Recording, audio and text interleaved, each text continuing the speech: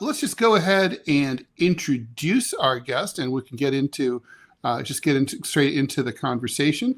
Our guest is Allen Orr. He's an immigration attorney and the vice president of the American Immigration Lawyers Association.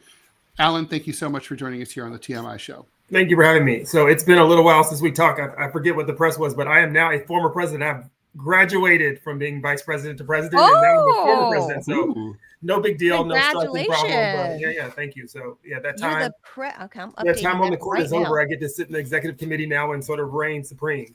Nice. Oh, congratulations. So that shows your bona fides on this topic, I would say. I mean, for the whole, immigration attorneys association. So I'm sure you've been on top of all of this, Allen. And by the way, I miss talking to you. I haven't seen you in a long time. I'm so grateful for you to join us. There are so many cases to get to. I'm sure that you are swamped right now. It's just madness happening across the United States. But can we clear up one thing first? Like let's just put a baseline out there. Do immigrants, whether they have papers or not, do immigrants, whatever their status may be, are immigrants afforded First Amendment constitutional rights of free speech? So yes, I mean, that's what the challenge is right now. The courts or the administration is trying to redefine what those rights are, and that will be decided in court. And hopefully the Constitution will stand. I think one of the issues, to sort of sum this up in a greater way, is that we have these three different branches of government, and Congress makes the laws. The executive branch enforces the laws, and then we have the judicial branch that decides if it is constitutional or not. This executive branch is under the belief that their election gives them the power to change the Constitution, which it does not, right? It gives them the power to enact their policies, but they don't get to rewrite the Constitution. No person elected in this country gets to rewrite the Constitution unless they go through the process of rewriting the Constitution and taking away those rights. And that's the challenge. And the challenge with that is this administration feels they have a mandate to do things, but they don't want to follow the Constitution. Substantively, meaning someone's First Amendment right, or procedurally, meaning just due process. I think deportations have happened in this country, whether you be Republican or Democrat, for a long time. The issue is, what safeguards do we have in place to ensure that someone's not inappropriately removed? In the past, the posture of this country has always been, it's better to have someone here that should have been removed, but we follow the right procedure, than to remove someone who should not have been removed because we didn't follow the right procedure. And that's where we are today. That's exactly where we are today, with specifically in reference to Abrego Garcia, who, as it turns out, is not a member, or at least there's not enough evidence to say that he is actually a member of MS-13, which I think the Trump administration declared a terrorist organization, and on those grounds, scooped up all of these people and sent them to without due process. Without due process. That's the thing. The New York Times did a dig into Dive, probably something the administration should have done, and they found that probably only about 30 of them may have had gang affiliations at all, out of 238. That's pretty piss poor. But even I think it's also important to note that even if you're covered with MS-13 tattoos and you look scary as shit, you still have constitutional rights, and you're still entitled to due process. And we can't start judging people by their tattoos and their there should be a process. That's right. Or their past, right? Or outsourcing them to a third country to warehouse them. What do you make of the case of Kilmar Abrego Garcia? Obviously the administration up until Tuesday admitted freely that he was mistakenly, as a result of an administrative error, as they put it, deported to the Supermax private prison there in El Salvador. So he shouldn't be there. We all agree on this, right? Okay, the U.S. Supreme Court has said, bring him back. I mean, okay, I'm simplifying, but they basically said the spirit is we want him back. They're dragging their feet. They clearly don't want him back. They're screwing around, at press conferences with the president of El Salvador. They're cracking jokes about it. They're being too cute by half. What is this really about? Why don't they want to bring him back? Are they trying to establish the precedent that we don't have to follow the courts? Is that what this is about? It's a power. It's a flex. or is it, or are they actually, or is the guy dead, or are they worried about something? I mean, there's obviously a hidden agenda here. What is it? So legally, let's start with the first legal agenda from immigration attorneys. If they bring him back, then they can bring others back. That's number one. And it sets the precedence for all the other people who were removed without precedence to sort of bring them back. Number two, with the Supreme Court right now, they're trying to dance around the lines a little bit, right? Because we don't need that constitutional crisis this early in this administration when they have so many other things they want to accomplish. But what they've just sort of done is they've upended the use of the Aliens Removal Act, right? Because it proves that there's detrimental harm if you remove someone without having due process. So now you're not going to be able to use that anymore to sort of do the summation of these moves. Although we saw 10 people who were removed last weekend, apparently one of them was a teenager who was not a member of a gang again. But the courts are not going to weigh highly on that. In addition to that, the courts, unlike Congress, many of them who are elected or not elected, installed for life, don't have the same concerns that congressional people have with regards to the power of the current president to them remain in office or how they viewed within the party. We have seen Pew Research say, we don't have a problem, and I don't either, have a problem with removing people from the United States as long as you follow due process. Mm-hmm. What this president and what this administration is trying to do right now is say they're so strong that we can take over Canada and Greenland without any relationship with them, but we can't bring one person back from El Salvador when we paid them $6 million. They're under contract from us, and we have a friendly relationship where we can come in the White House and touch toes, and he's not even in a suit, right? So that doesn't sort of balance out to what he's trying to say and trying to move forward. The other reason that they don't want to bring him back is because he is a talking liability in so many ways. There are a ton of civil suits that should be filed against all these people saying he's a member of a gang that's not a gang, these public policy sort of civil reactions that I'm sure his wife's going to look at some point. But if he comes back, he's someone who can say, this is what's happening over there. And around the world, there's already been a lot of talks about human rights violations, food, housing, just general health care.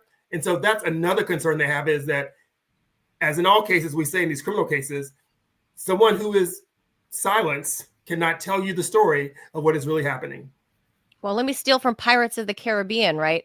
Dead men tell no tales. Yes. So that's probably the easiest way to go. Now, Ted and I had been speculating that this guy, Stephen Miller, right? He's the deputy chief of staff. We suspect that this immigration stuff, this sounds very Stephen Miller-esque, and he's probably the one, orchestrating all of this behind the scenes. So he's talking to the press here yesterday outside of the White House, or 2 days ago outside of the White House. And the press asked him, so, well, I'll let you hear it. But to me, it sounded like the reporters that were there are undereducated about the topic, and specifically about Kilmar Abrego Garcia's case, that they didn't know how to push back on Stephen Miller. So have a listen. My question is, how do you know that he's a member of MS-13? The White House security said according to intelligence. According to, by the way, member of MS-13. And then here's how he replies. With our government and his government. In other words, his government has confirmed based on their own intelligence that he's a member of MS-13. First of all, do you dispute that he's an illegal alien? What's that? Do you dispute that he's an illegal alien? No. Okay. And do you dispute that as an illegal alien, we have the right to deport him? He's going through the he went through the legal process. So I want to be very. What I'm getting from this conversation, which is educational for me, is that not one person in the media knows the difference between a deportation order and a withholding order. Is that a fair statement? You're learning about this all for the first time right now? I guess so. Okay. So the deportation order means the judge has said he must be deported from the country. He has no right to remain here any longer. He must be removed from the country. So his only options are to be deported to his home country or another country. That's it. There's no other option. He doesn't get to stay here. He doesn't get to live here. He has no future here. He has no right to be here. He's an illegal alien. So when you keep saying return, because you've been spun up by the open borders advocates, you all seem to be operating under the illusion that he would be able to come to the United States and just continue to live here illegally. That's not an option available to him.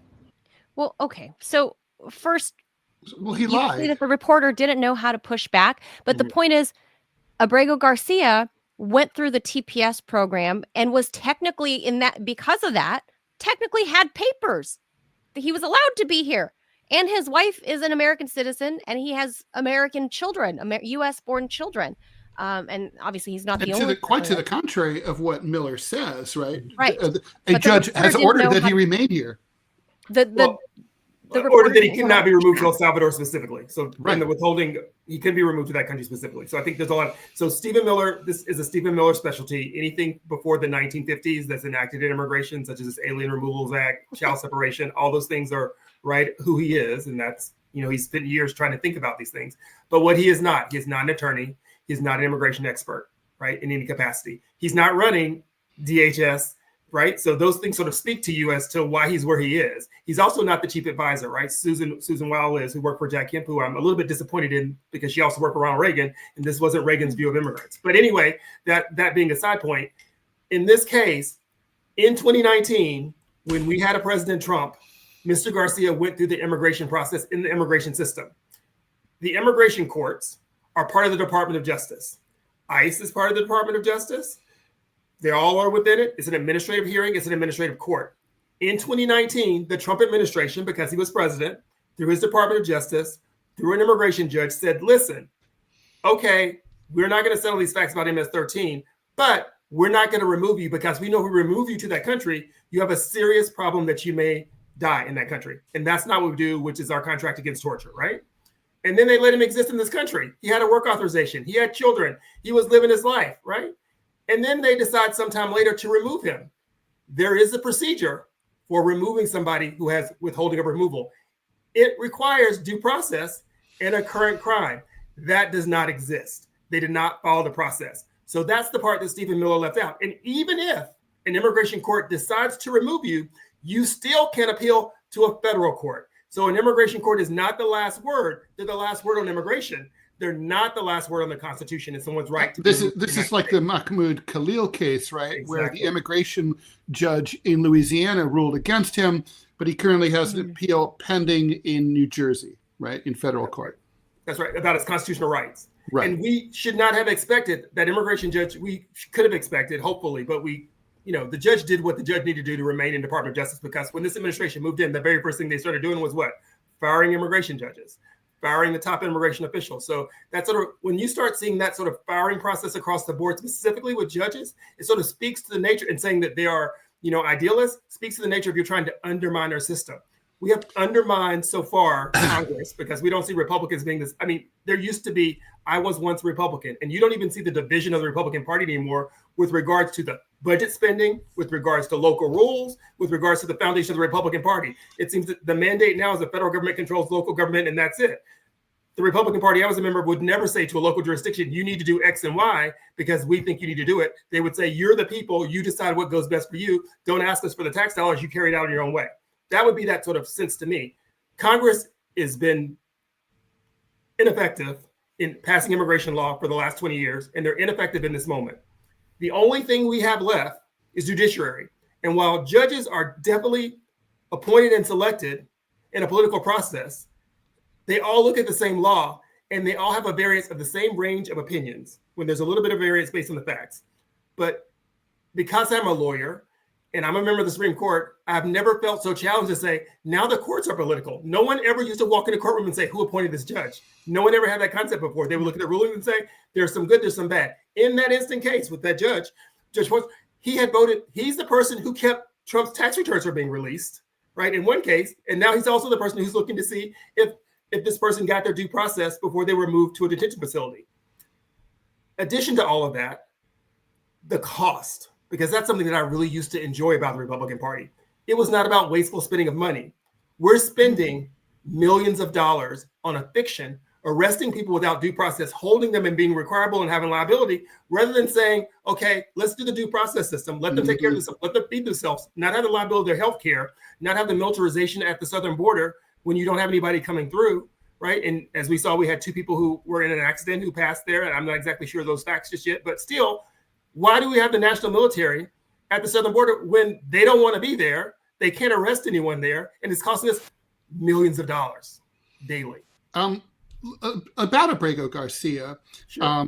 yesterday, I think it's fair to describe the federal judge basically reamed the Trump administration for disobeying her clear and direct order. She said that the administration hasn't done anything. They haven't requested that he be returned to the United States. They haven't done anything. Then basically they were ordered to do basically to facilitate, basically do what you can, right? And obviously we know that the Salvadorians would return him upon request immediately. So this is the process now looks like for the next week or two, she's going to be allowing depositions of the administration. That's going to put them on the hot seat. Then she's going to rule against them, obviously, and find them in contempt. This is going to go to the federal appellate court, which probably will agree. And this goes back to the Supremes, who kind of punted the first time around, but they can't punt the second time. They've got to rule. And basically, they're between a rock and a hard place. They've either got to do something that they don't like to do, which is to curb executive prerogatives, and they don't like to do that at all, or they're going to have to say they're going to have to tell Donald Trump and the DOJ what to do about this guy and bring him and curb those powers. How do you think they're going to rule? So you might not have to go all the way past the contempt first, because I'm expecting at any moment there's going to be a filing saying that we don't have to do these dispositions because of national security. And they're going to ask the Supreme Court to grant that for the federal judge. So that may be the first battle to see whether the Supreme Court says, no, you do, and you should. And we were clear and we gave you a softball and you chose the opposite of what we said. And so now we're not going to turn against the courts, because if the Supreme Court turns against the federal court, they are undermining their own authority in that jurisdiction. And it is the demise of the court system in general, because then why even go to court? Who cares what the court says, right? And I think there are a lot of senators who may not say that in front of many of them are lawyers, may not say that in front of the camera, but behind the camera they will. That's why I'm a little bit disappointed in Pam Bondi, because when we talk about, Mr. Khalil's case, there were people who were in the courtroom, even Mr. Garcia's case, the lawyers from the Department of Justice, right? In the Garcia case, 2 of them were put on administrative leave, and yesterday one of them was fired because they were in the courtroom telling the truth, saying, my client didn't follow the rules, my client hasn't answered my own questions, and they work for the same government, right? So you see this confusion with even in the ICE removal attorneys sort of saying, this isn't how this process works. This is what we generally do. And because I'm a member of a bar, I can't walk into a courtroom and lie and say that we did something that we didn't do, or that I have the answers that I don't have. And Pam Bondi's response to that was, oh, they should have zealously represented the government. With what? There were no facts, right? There's no evidence. Right. And so all that stuff causes a confusion and an imbalance, and it makes the American people think, well, then what is justice here, right? And as we get ready to celebrate this country, which is a very young country, right? We're about to find out exactly how young we are, because I think, even in another arena in response to the tariffs, where the Chinese said, we've been around for thousands of years, you've been around 200 of them, let's see what works out, right? So I think, it is a challenge in a flex belt, but I hope politically, Susan Wiles or some of the more balanced people in the government says, this is not a line we need 100 days into this administration, because it will put you up for impeachment. And it will be hard for these people in the midterms to get reelected if they let a president get elected and redo the Constitution without following the guidelines that are in the Constitution. That right there undermines all of government. And then also, and I know this might be maybe something that's a little hot to talk about, and if you don't want to, I totally respect it. But I've got to be thinking that there's a possible, I feel like the administration is setting up possibility of violent confrontations between ICE and members of the community. These guys are, I'm a New Yorker. If I walk in the street and guys who are dressed randomly, wearing face masks, no badge, no uniform, no ID, no business card, in an unmarked car, try to bundle me up and throw me in there, and I'm going to resist, and I'm going to think that they're attacking me and they're going to kill me. And it's like, okay, so that hasn't happened yet, but there's already it's happened. It's happened. There's video of people right there, of interaction, of people being, accosted in the car, breaking in windows, things for people who are, let me ask this question, or let me propose this question to people who are listening. Is it the worst of the worst individuals who are going to a job, working some minimum wage job, have some kids, where they are, where to find them, they're in the streets? That to me doesn't seem like they're the worst of the worst. You're not seeing them pull people out of gang meetings or in gang activities. You're seeing them at the pizza shop arresting people. Dinner. You're seeing people walking down the street getting arrested. Or in this case, this woman, Tufts University PhD student. Yeah. Like, she was for out what? to dinner. Yeah. So during Ramadan. So I think, and then you don't give her the medication that she needs. All these things are just liabilities that the government's going to be sued for later as they sort through them. But that confrontation already exists. This police Gestapo sort of talk is already there. I mean, I don't know if you saw the Marjorie Taylor Greene hearing where they were tasing people, right? That extremity and that level of discontent already exists within our government. And that's something that we're unable to move away from, because no longer has this nation had an election and then come back together for the sake of the people. We are in these camps don't fulfill the need of the American people, right? This is a division in which we eat ourselves up by constantly being in conflict rather than saying, okay, what's the best plan for the American people? And then making a compromise on it. That's what Congress was to me as a young American, to say, okay, people have these different ideals. We'll take a little bit of this, a little bit of that. Let's try it and see what goes forward. Unfortunately, nobody did anything on immigration. It has been a winning button for the Trump administration twice. And I think this is important to say. There was a President Trump before. What did he do on immigration? He didn't remove a lot of people. He didn't do these extremities before. So he has been president before. He did not get an immigration bill passed when he said he was going to get an immigration bill passed. He comes in again. He still doesn't have an immigration bill passed. So any of these executive orders can be overturned by the next president that comes into office. So there's nothing lasting about it. So you're not fixing immigration. You're aggravating immigration. Mm-hmm. Yeah. I mean, would you say we're in a constitutional crisis because of this, Alan? So I think people see it that way. I think this is a growth. I mean, we've never had a leader like this. And like I said, we're 200 years in. But I will say, I have been informed of this wonderful story about President Nixon and, winning 54 states, being elected by this overwhelming majority, still didn't give him the right to go in and do whatever the hell he wanted to do. So our history presents to us evidence and factually wise that winning an election doesn't mean that you get to turn over the Constitution based on our history of this country. Well, Richard Nixon, for all of his many flaws, respected the system in the end, right? He was willing to bend things, but he wasn't willing to break things. Yeah, I mean, in New York, where, Mahmoud Khalil was arrested by these goons, we have a law that's signed by Kathy Hochul. And that requires law enforcement agencies to present ID before they apprehend anyone. How come ICE isn't required to follow that law in New York? I think they are. So we're seeing states generals figure out exactly what the next move is from some of the blue states with regards to suing the federal government, because that's also a match.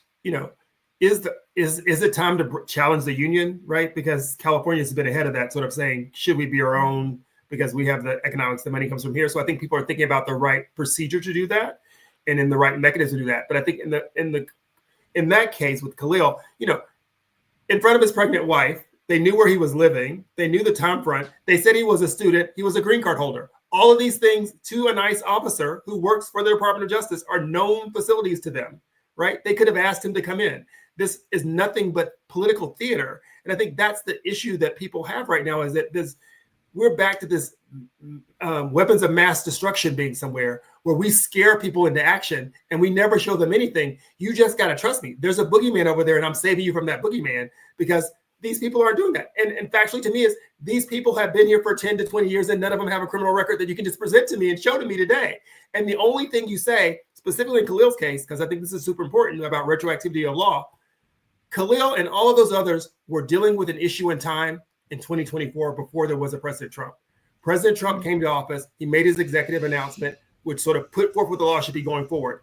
They are prosecuting, not even prosecuting, they are indicting people on things they did in the past, retroactivity of law, when it was not a problem to be in this country. And that is problematic for everyone. Because if I can come look at you and say, you know what, when you were in high school, you did this, you're guilty for this now. Right. Now's the law today, you go to jail. But what about that law that, that sort of McCarthy era law that Rubio keeps citing that basically says, the Supreme Court, the Secretary of State can just sort of decide, like, first of all, This is the first I ever heard that the United States had a foreign policy based on fighting anti-Semitism. Have you guys ever heard of that? I never heard of that. And so it's like, yeah, on our long-standing anti-Semitism thing that we never talked about ever before. But it's basically it's a very vaguely. Mary Trump, right? Trump's niece. When she was a judge, she had ruled that she believed this law was unconstitutionally vague. That makes sense to me, right? Because one of the principles of the law is that you have to be able to understand it so that you can follow it.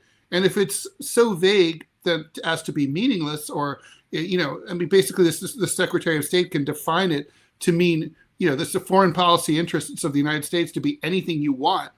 I mean, how can anybody do anything, right? I mean, so another Stephen Miller special. I'm sure that they found this in the dark magic box and pulled it out and said, "This is what we're going to use." And what it does, it gives Congress a format to now know what they need to sort of address and say, "This isn't what the law is anymore," because there are a lot of laws on the books. People seeing me know I'm Black, but other people who might not, you may not know that I'm Black. So a lot of these challenges of birthright citizenship have really installed in a lot of people who, like myself, are Black and born here, who have concerns about when does citizenry start, this alien registration, this sort of denaturalization of defining who the citizen is, right? The SAVE Act, what documents you need to do, say the Real ID Act, which has been sort of floating around for years. All of a sudden, now you have to have a passport to get to this place or that place, and it needs to match your maiden name, and all these other sort of complexities of weaving people out of the democracy, of saying you're not really a citizen, right? It's sort of another class, like the Nisei, like the Japanese Americans in World War II. Absolutely. And that's problematic. And if people don't see it that way, that's the problem, because most of the times you don't see it that way because it does not impact you. And that's what we found from a little bit of these people. Speaking of impacting me as an as a born in Massachusetts, cisgendered white dude who went to Columbia, Trump was asked, hey, do you want to deport Americans, U.S. citizens born in the U.S. to El Salvador? He's like, yeah, we're looking into it. Is he just talking shit, or does he mean that? People want to say he's talking stuff, but I'm an immigration lawyer. There's nowhere in the Immigration Act where you can deport American citizens. So, but you can't really deport. You can't really keep a guy deported in a private prison either. But when a court told you not to, right? Is there anything that specifically says you cannot deport American citizens? So there again is the boogeyman, right? You can't make all the negatives of something. You can only say what the positives are, what exists in law. So you can't sort of have that sort of written out everywhere you can't. Oh, they didn't say I can't. Well, guess what? You can't, because you can't. It doesn't say you can either, right? So Simon says. With that sort of level of law, but no, you cannot. I mean, we've had this experience. We've even talked about people at Gitmo before. So yes, we've had this conversation. It did not work out well. McCarthyism didn't work out well. After 9/11, all that stuff didn't work out well. And what really is the troubling part of it is it does not solve for the problem that you're going for. Removing individuals from this country who believe a certain way does not kill that thought or pattern. It only infuses it in other people to sort of say, okay, now we really see who the enemy is. Yeah. And we'll probably make that the last word. I want to be respectful. Can I ask you one question? My understanding is that there's a law. Like if I knew that one of my friends was being sought by ICE, was an undocumented worker, and I said, oh, you can hide out at my place. You can be my Anne Frank. That's illegal. I'd be breaking the law. Is that true? It is true. Right now, this last weekend, they've done some cases where they were rounding up people in Las Vegas. And they were charging people who were giving them shelter with harboring. Wow. And so what I ask you in this moment is, well, if they're harboring, what are their employers doing? Where are those big prison cells going? When are those trucks coming around? When is the CEO? When is that manager going to jail? When is Steve Wynn? When is Steve Wynn going to get charged? When's Tyson Chicken going to go to jail? Right. And pay the money and pay them the restitution they probably deserve because they're not getting the Social Security tax. They don't get all these other things. Where's that restitution? Excellent point. Jeez, just so many moving parts. I never expected all of this to happen in fewer than 100 days. Nobody. And that's one of the great, not great, but one of the challenging moves of this Trump administration. They came in ready to move this time because they know it would be short. And I think they picked the wrong day to sort of decide, because they could have just brought Mr. Garcia back it could have been long overdue, done, moved away. Now it's a huge media story. It's the court, and it just challenges everything else they want to do. You know, yesterday I said, I don't know if you know this. Yesterday is the day the Titanic hit the iceberg. And I think that's the exact same thing with the Trump movement. It just hit the iceberg, and so yeah, and the polls are sinking fast. Right, because the money isn't there. The eggs are still expensive. Gas may be 10 cents cheaper somewhere, but you don't have a job, right? All this. I mean, it's funny to me that people don't know how democracy works and how they keep saying Trump dollars, but they're really tax dollars. Trump has no money he's giving to us. These are money that are taxed for the people giving back to these areas. And so you gather all the money and you redistribute it for the good of the people by employing people. Unemploying those people also add to unemployment in all these areas. And specifically when there are places where there is only the government that we've seen in Alabama. What, you voted against your own job? Absolutely. Allen Orr, love hearing you and having your insights here. Totally. Thank you so much. We're updating this now. Allen Orr is an immigration attorney and the president of the American Immigration Lawyers. Sorry, former president. Oh, former. Oh, so in that time, I already missed that time that you were former. Okay. Well, you got your promotion, and he's the once a president, always a president. That's right. That's the case with immigration law, right? That's really we call you Mr. President. Allen Orr, thank you so much. Love having you. Hope you'll come back again soon. Thank you. I will. Thank you. Have a great day. Thank you.